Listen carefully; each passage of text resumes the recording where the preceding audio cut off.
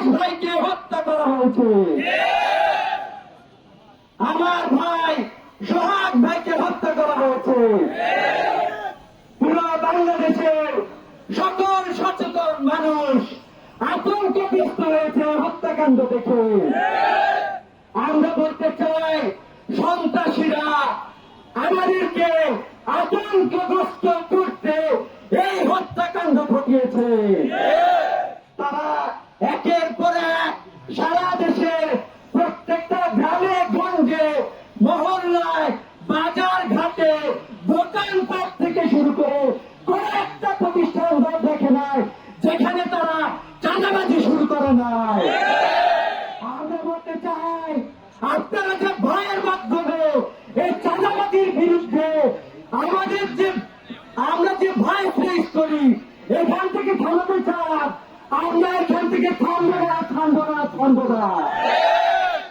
বাংলাদেশের জনগণ ফ্যাসিস্ট শাসনকে যেভাবে বাংলাদেশকে বিতাড়িত করেছে, সেভাবে চাঁদাবাজদেরকেও বিতাড়িত করবে ইনশাআল্লাহ।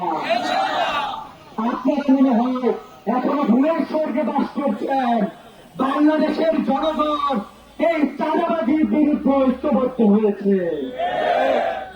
আমি এই জনগণকে, ছাত্র সমাজকে আহ্বান জানাবো, আমাদের চিন্তায় বিপ্লব নিয়ে আসতে হবে।